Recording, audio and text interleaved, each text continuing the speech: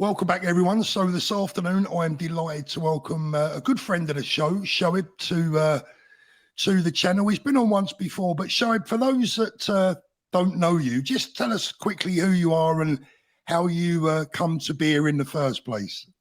Okay, hi, Paul. Thank you very much for having me. It's a pleasure to be here. I'm a really big fan of yours. So I Thank you. am. You're welcome. So I am a legal immigrant in the UK, and I've been in the UK on and off from the last 8 years. So I'm a Pakistani, and I was raised in Saudi Arabia. My parents still live in Saudi Arabia. So I came first in the UK in between 2008 and 2010. That was for my education, where I went to Brunel University in London, Uxbridge, and I was there for 3 years. Went back to Saudi Arabia, worked for 2.5 years, came back again to the UK in Birmingham this time to do my master's, my MBA. And then when I went back to Saudi Arabia in 2017, that's when I realized there was a lot of things because I technically grew up in the UK because I did my GCSEs here, my A levels, then my university. So I just felt like, I got a more connection to the UK than I had to Saudi Arabia. So 2017, I decided after talking to my parents that I would love to go to the UK and I will actually want to start my working life. Like I was already working in Saudi Arabia, but that's what I decided. So then in 2018, I came to the UK, and that's when I started working. And I've been working since 2018. And I used to live in Milton Keynes, and now I'm in Wales. So yeah, that's how I came to the UK. And as I said, I came to the UK. I choose to come to the UK because I love the country and I experienced the Yeah. country as I was growing up. So yeah. So how did you come to be around this movement? That's what I meant, and not as in like Oh, okay. how did you come to the country so much, No, but I know. how did you get to be a part of this movement? Sure. So see, growing up in Saudi Arabia, we never used to have any protest or demonstration because they were not allowed to happen. So, and we didn't have any media. YouTube was very blocked. We couldn't see a lot of things. So, only thing we knew, whatever, whenever we would travel. So, I never been into any protest, but there were things that I was seeing that I have been seeing since I've been to the country, and it's a lot of the things that's happening. I would say from I won't call them my community, but the people who look like me, have the same skin color like me, or have the religion like me, they have been saying a lot of things. And when I was hearing that, and I thought maybe that is not right, so I went on Facebook, and this is a couple of months ago, and I wrote something on the Facebook. And like, everybody goes on Facebook and they write something, and they vent about something, and that's exactly what I did. And you won't believe it, I actually got a call from the mosque in Swansea, and they said to me that, oh, you are being racist and we would like to speak to you. And I said okay, I went to them. And even before telling me what I've done wrong, they start calling me a racist. They start calling me a Nazi, a fascist. And they said, look, you have never been to any of these protests. So how can you say that what we are doing is wrong? So I said, okay, maybe I'm being a hypocrite. And they actually invited me then, saying that why don't you come to the next protest and see it for yourself? So I'm a type of guy, I would like to see things from myself. And that's exactly what I did. So I went to Guildhall. There was a protest almost, I think, 2.5, 3 months ago now. So I went to the Guildhall for the protest. And I actually, me being, the culture that I am from, I'm a Pakistani. So I actually went to the Palestine side because they are the only ones that I see them saying, oh, this is wrong. All the white people are racist, fascist and whatnot. So I went on that side, and there was a gentleman there, and he was asking me about, oh, what do you think about the immigration? I said, look, I'm a legal immigrant myself. So for me, illegal immigration, the fake asylum seekers, I don't agree with it at all. You think you're gonna jump on a boat and just turn up to the UK and we should just take you? And I think it's unfair, not only to the people of the country, but people like myself who pay around Mm. £4,000 to immigration, including the NHS, to get my visa extension every time I need an extension. So as soon as I said that, I don't know, Paul, if you think that makes sense to you or not, because if I'm paying £4,000 to come to the country and somebody just turning up my age, older than Yeah, me, and got even can't even speak English, so I yeah. thought it is a bit unfair. So the guy It just turned makes around and per said to me, it makes perfect sense to anyone with a brain, right? yeah, yeah, and that's what I thought. But you won't believe it. The moment I said that, the guy just turned around to me and he said, "Oh, you're a racist," and I was like, "Oh, what?" And the guy who called me a racist, by the way, he was a white guy, and I just looked at him and I was like, I don't understand. Why would you just call me a racist just because I have a difference of opinion? He was like, "Yeah, you're being, you're brainwashed, and they were then hitting me with the Palestine flag. They hit me on my head a few times. The police was there. They didn't do anything, but I walked off. Then I went to the other side, which is supposedly the people who support Tommy Robinson. And as I said, I didn't know anything about it, but then I started looking into it. But when I went to the other side, there was a white guy there, and I wasn't recording. I said to him, "Look, I've got my phone. Can I record?" And that white guy, the one who was saying that we need to stop the boat, actually said to me, "Look, this is a free country. You are here. This is your right to record. Unlike the other side, which said to me, you're a racist if you're recording. Do not record us." So he said to me, "Record anything.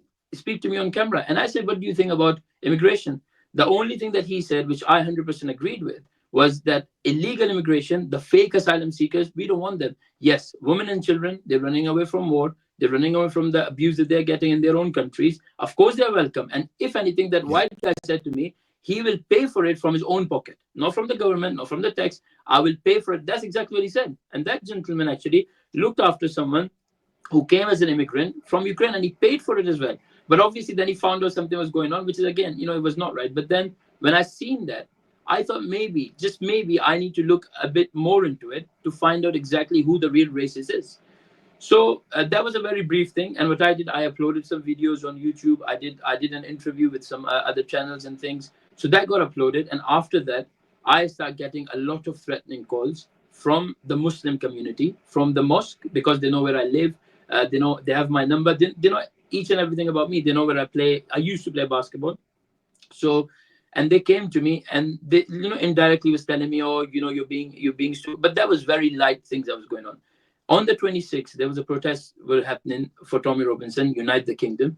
And I thought it will be the best idea for me to be in hundred and thousand of people, different backgrounds, different cultures, predominantly white, yes, but there were other people as well. So I thought maybe if I just go in there and I can see the reaction of each individuals and how would they treat me, maybe I can judge them better. So I waited till the 26th, turn up to the Unite the Kingdom, and you won't believe it, the amount of love that I've got, including yourself, Paul. You given me so much love when I was there. I was talking to you. I know you're a busy man, but you still had the time to speak to me, like many other people there. Everybody was talking to me, and they were very kind to me. And when that happened, as an immigrant, as a person of color, I thought it was my duty to report the facts, the honesty that I have seen from the white people, the so-called racism, the fascism and whatnot. So I went on my Twitter. That was the first time I joined Twitter after that demonstration. And I uploaded pictures with yourself, other people there. And I said what was in my mind. And I said, look, people call about racism. People said, oh, the white people are racist. But guess what? As an immigrant, if I am not the proof that these white people are not racist, how can you tell me? I'm an immigrant, and everything that I've got today in this country is the thing that is given to me from this country. And people like yourself and other people from the UK who have said yes in the beginning, yes, we want immigration, good people coming here working for us. We want them, and that is the reason why I'm here. From people like yourself, the Welsh community that have given me everything that there is that I've got today. The man that I am today, it is I am this man because of the love and and nothing but love that I've been shown by people like yourself and the other white people, that so-called people. And Tommy Robinson, I've met him as well. I've met all of these guys, and they had nothing but love. And I'm the type of guy, I always wanted to be left alone. I just want to live in peace. And you do what you want to do. I came to this country because this is a free country, which I used to think. So that happened, and I just put this all out on X, and I had a very huge following. Overnight, I had 1.2 followers. I had like 10, 11 followers. Most of them were my family members. Woke up the next day, I had 1.2 followers on my Twitter. And then that's when the real things start happening. So I used to work for the Swansea Council. I can say that now because I don't work for them anymore. Well, they actually fired me. So because I was saying, Tommy Robinson, he's a nice guy. I've seen his documentary. I've met him. He's not the racist that people are saying. The mainstream media is always saying, oh, racist this, racist that. So I said, no, he's not racist, because from the evidence that I had, the video recordings, I put it up and I said, look, these are the same people who's calling Tommy Robinson racist, calling me an immigrant who came to this country, who worked hard in this country, a racist as well. So this racism, this term, mean absolutely nothing to me. Racism, fascist, and racist. So yeah, that's what happened. And I think after that, things got really, really, how do you say, it got really aggressive towards me. So before, it was phone calls every now and then. They will see me on the street. They will just make the face, but that was it. But after that Tommy Robinson post, I was actually called in my office, which got nothing to do with it, right? My work is my work. I never told anybody where I worked while I was working there. Nobody knew where I worked. They actually called me in and they said to me, look, these posts that you put in about Tommy Robinson, you need to take them off. They didn't say anything else. Tommy Robinson, you need to take them off. And I said to them, look, I don't think there's anything racist there. It's just my opinion, and it's nothing to do with the council, nothing to do with anything. So they gave me a warning, but I didn't take it off. I said, well, you can do. We'll see what happens, and we'll see. After that, there was another protest. It was a very anti-Trump protest they were having there. I went there, and I actually discovered, and I was on live on my camera, but there was a man turned up to me on my face, and he said to me, I know who you are. He actually knew me by name. And I looked up to him, and I said, who are you?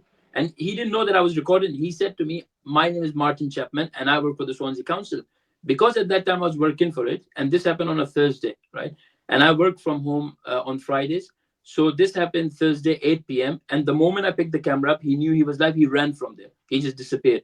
So Friday, I start my work around 8:30, 9 a.m. 7:30 a.m. I was actually sent a message by my boss, which I rarely see her. And she's the higher up. I don't have anything to do with her either. She said to me, you need to come to the guild, to the civic center, Swansea Council. I would like to have a chat with you. And I replied to her, oh, it is a formal or informal chat. So I know. She said, oh, it's just a very informal chat. So I went into that chat. As soon as I turned up to the room, there was an HR woman, the HR head of HR, sitting there making notes. So luckily, I would say, obviously, a lot of people don't know this, but I'm telling you this now. Well, I can say this now. So what happened as I was entering the room, I was actually talking to someone before. I dialed my uncle again by mistake. And you know, the voice messages machine, it actually recorded everything. I went in the room and they were making notes because I did say, you can give me the notes. But the good thing is they have sent me the minutes of meeting. It's got remotely got anything to do with actually happening in the meeting. And with the recording that I've got, it's like a 35-minute recording, which my uncle has given to me now because it was all recorded. Because I dialed it by mistake. I didn't even know it was in my pocket. So in that recording, you can hear my boss telling me, not only, she's saying, look, we will fire you from your job right now as we stand here. And I said, well, I'm a good worker. I've got certificate to prove that I'm a good worker. And I've been working for you guys for the last 9.5, 10 months. She was like, yeah, I don't care. This is exactly her word. I don't care. You need to delete all of your X. Need to delete all of your YouTube. I said, I'm not going to do that. She said, if you don't do that, you got 24 hours. We will fire you. And they did. They did. Yeah, this meeting happened at 11 a.m. I reached my house 11:15, got a call. You're not coming back. We're firing you. And I said, why? Please return the laptop and your badge to the council in 10 minutes. And I said, I'm home. I don't care. You need to come right now. You need to return the thing. And I did. And Paul, you won't believe it, when I was returning the badge, obviously, as I know I was right to say, oh, I'm not going to take this off because this is the truth. But when I was, when I lost my job, you won't believe it, I got really emotional, because I work hard for it. Right. And I'm an immigrant in the country. I don't get no benefits. Right now, I'm in a search of a job, which is no problem. I'm sure I will find something. But just to let everybody know, if you're legal in the country, which I have been in the last 4.5 years, you don't get any benefits, even though I've been working throughout this 4 years and I've been paying my taxes. Right. I always have had big jobs, but I'm not entitled to any universal credit. So right now, all my savings are being rinsed while I sat here and I'm telling you this. This is all I'm doing now. This is unbelievable. So they fired you just for having an opinion. Yes. I mean, surely this is illegal. I mean, can you take him to a tribunal? Yeah, I am talking to someone. We are taking him to the tribunal, but there are some other things now. They have said to us that it is due to budget cuts. We can't have him because, we are letting a lot of people know, but because he was the newest one in the crew, so he has to go first. Everyone has been working there for 10, 20 years, so we can't help it. It's absolutely outrageous. I mean, it just makes your blood boil. I mean, look, at the weekend, if I can move on to this little video clip that we've got here, you was out at the weekend, and the following video, and I'll just play a clip because I believe this is actually Dan's. I hope he doesn't mind me using this, but let's have a little look at this clip. I don't watch it. I don't want to be. No. Nothing. No, nothing like you. No, don't get me. You moving towards my hand.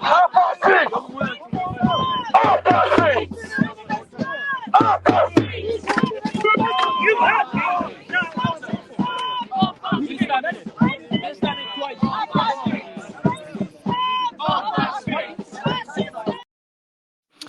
So, Shoaib, tell us what's going on there exactly.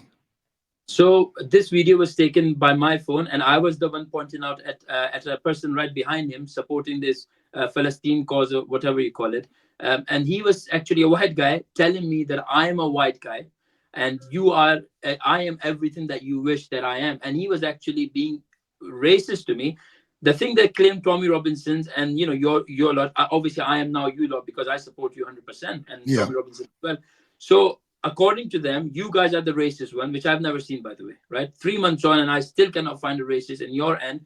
While I found this racist, there's another clip that I will send it to you that obviously you can, and in that one, you can see that white guy standing there and telling me that you are not from here. Yeah, you're not welcome here. You're not supposed to be here. I am white. I am everything you wish to be. And I looked at him and I said, aren't Wow. you guys the one welcoming people? Aren't you guys the one who said, oh, everybody else is racist, but we are welcoming, welcome the refugees, welcome the immigrant. And you can see the guy with the microphone in his hand. That was my finger saying to that guy, I don't want to be like you. And he was hitting me constantly. And in that instance, you can see there was a police officer right there. Yeah. I got hit a few times. Yeah. Exactly, Sean. Are you being racist? Are you being racist? Are you being racist to me? Are you being racist? Are you being racist? You wish you were. Oh, no, I don't wish to be. You're a thug licker. I You don't- white, you lick a white man's No, I It's don't. a meme. I don't It's need a meme. It's a living meme. It's a living meme.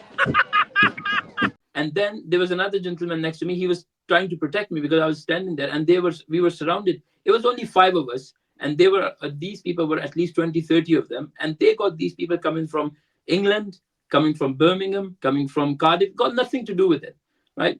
And when they were doing that, he kept hitting me, and I kept looking at the police officer, and I said, "Are you not going to do anything?" And he was just like this. Literally, the police officer was just like this. So I went towards another police officer, and I was trying to tap on his shoulder just to tell him that, did you see that? As I was doing that, another police officer was there, and this is all recorded, looked at me, and he said, "Hey, stop pulling him." I said, "I didn't even touch him." I said, "I'm literally tapping him for him to acknowledge what has happened," and he's walking away. And then they started on me. They start telling me, and they actually moved me. These people, the Palestine protesters, want to talk about occupation, or how people have been occupied and this and that. And they have taken our spot, which we were there from 8 a.m. only because there were too many of them. They're all thugs. These people are the real terrorizers on our street. And they actually came to our spot. And I was telling that guy there, I said, "You guys talking about, oh, this has been occupied. You guys are occupying the place that we were supposed to be. So is it not the very thing that you're fighting for, that you're doing exactly the same thing?" And the same thing goes with the racism as well. They want to say everybody else is racist, we're welcoming, but they're racist towards me. I'm an immigrant. How can you tell me that I'm not welcome here? It's very hypocritical behaviour. I mean, to listen to a white Englishman telling you that you don't belong here, that makes me feel full of shame, because at the end of the day, you are one of us. We stand with you, and the patriotic community will have your back. I think you've seen that. And I find it utterly disgraceful that the so-called anti-racists are the ones that are turning out, in reality, to be precisely the opposite.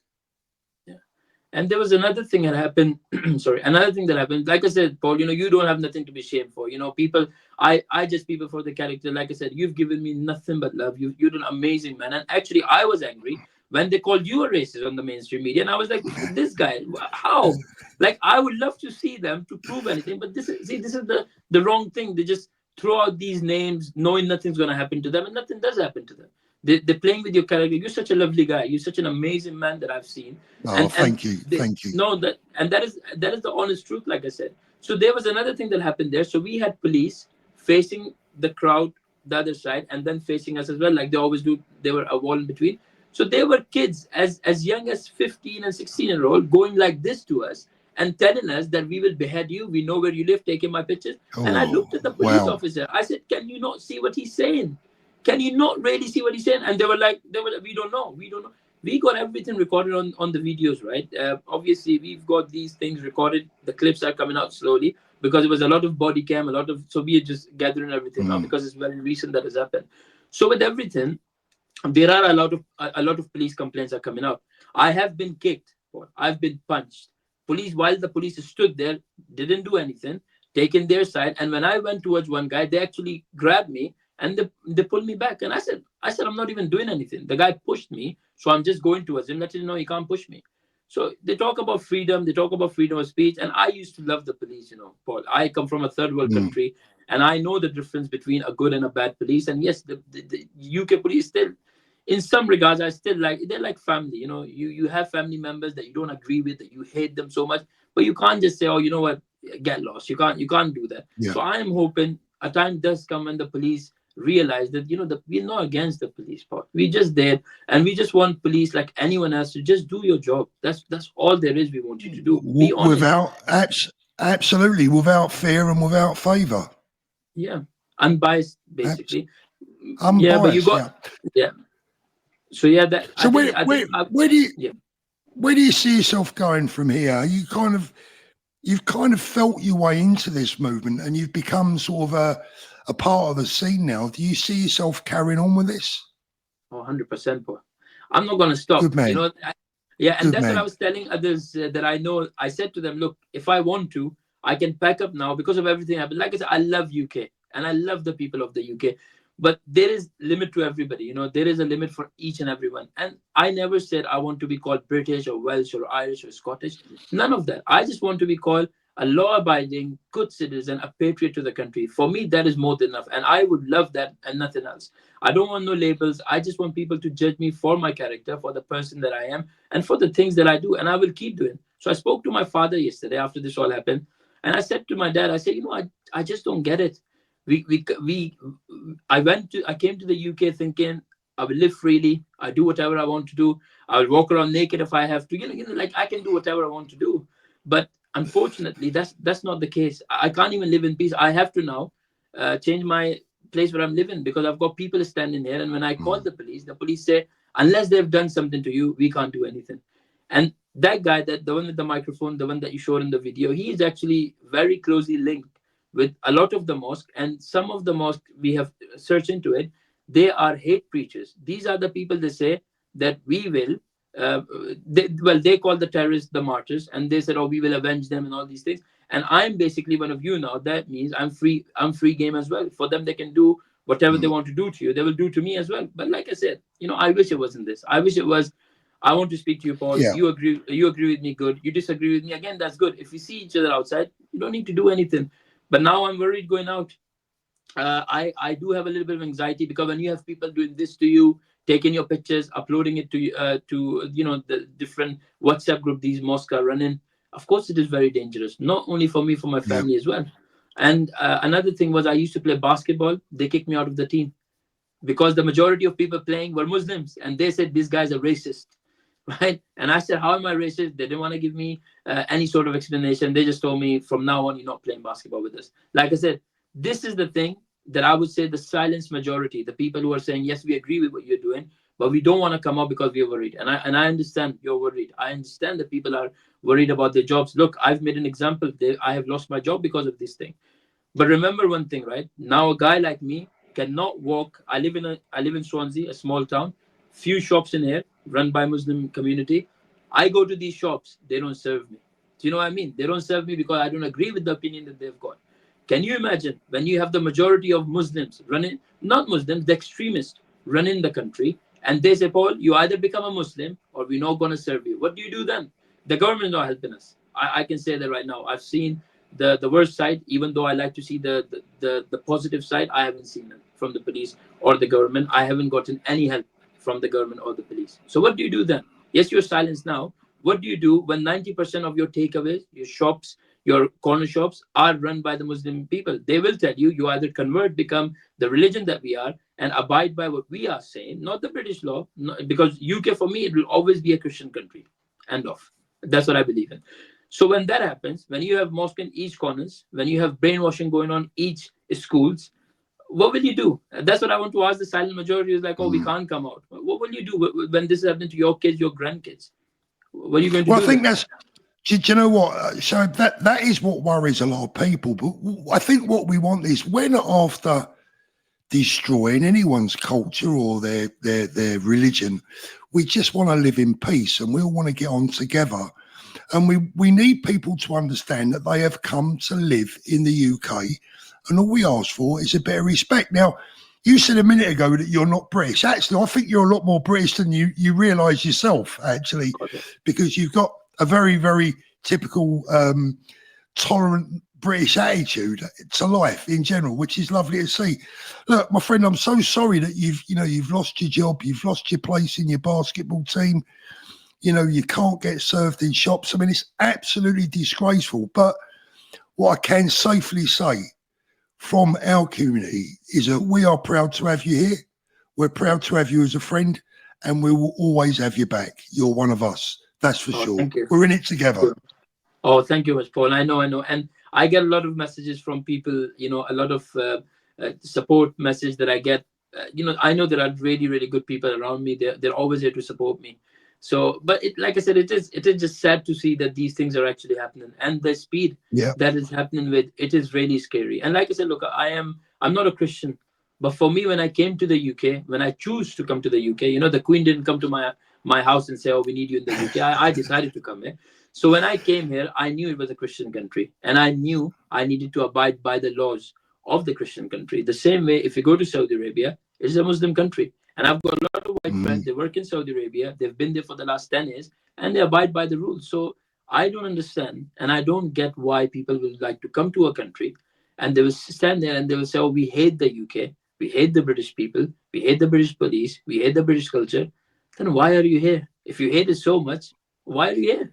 Because I'm here because I love it. I'm not here because I hate it. I'm not here to change anything. I'm here to abide by the laws of the UK, right? And if you want to, and let's see, a freedom of opinion, freedom of speech, freedom of to choose whichever religion you are. And if you think you want to live in a place where there is a Muslim regime or Sharia law and all of these things, there are many Muslim countries, and you can go and live there. Pack up, go and live there. Just let us live in peace. We want to live in peace with unity. The division that these people have created, and the division that these people have created, right? And this is the government's fault, the police's fault for not doing their job. The mainstream media, of course, labeling everybody racist, everybody's a far right, everybody's a Nazi, fascist. These are the words I never heard in my life, and now I am one of these words because that's what they've called me. So, and so much division that there is in between people because of these people, and they don't get it. But honestly, it's brilliant to see people like yourself coming on board with us, being a part of this country, being part of what we want to do, coming together and uniting. And what we need now is for anyone outside the standard white British indigenous community watching this right now. This is what awaits you. What awaits you is a welcoming, loving, tolerant, peaceful family. Come and join us. There's nothing to be afraid of. We have no harm in our minds. We don't wish you ill well. We just want to get together, unite, and live together happily and peacefully, not only for ourselves, but for our children and our grandchildren. Yeah, that is correct. And like I said, look, I came here for a better future for myself, for my family. Like I said, when I spoke to my dad said, "Look, I can see this is taking a toll on you. Why don't you just pack it up? Just come back to Saudi Arabia, join me in my business, and just live a peaceful life." I said, "Dad, I can do that. Yes, I can very well do that because I am still, I can, if I want to go, I can actually go back very well, very easily tonight." But I said to my dad, "I don't want to do that because I've seen a lot of traitors to the UK, which are the people who've given all the benefits and all the amazing things that I have given as well by working hard, the equality that I've gotten here. If today I decided to run away as a coward and say, 'Oh, you know what, my life is easier if I go back,' what kind of example am I setting?" So I told my dad, "I'm not coming back. I am going to stay here and I'm going to fight the fight no matter what happens." Obviously, he's my father and I love him to bits. He's always worried about me, and like anybody would be for the kids. But I said to him that I said I'm not coming back. I am going to fight this fight and I'm going to go through with it, regardless of whatever happened. I've lost my job, which is fine. But I am going to keep fighting. You did ask me if I'm going to keep going. I am going to keep going, and I will never stop till I actually see this Britain become great again. The Britain that I loved. I still love UK, but the great things that I have gotten from the UK, I just want to repay it in somehow by either my loyalty more than anything else, and to the people as well. Thank Thank you so much. What an amazing, you know what, Shoaib, of all the interviews that I've done, I can honestly say that I've enjoyed this interview as much, if not more, than any interview I've ever done. I think you're a shining example for what Great Britain and the United Kingdom is all about. We're proud to have you, mate. Thank you so much. And Thank you. before you go, just give your channel a shout out, and please go over and subscribe to Shoaib's channel. It's really important that we show him as much love and respect and support as possible. Thank you, Paul. Thank you so much for having me, and thank you everybody for listening to me. Thank you. I'll pop the channel in this video description. Yeah, make sure you get over there and subscribe. Shoaib, thanks very much, my friend. All the best. No, thank you much for having me, Paul. Thank you. Take care, mate. My pleasure.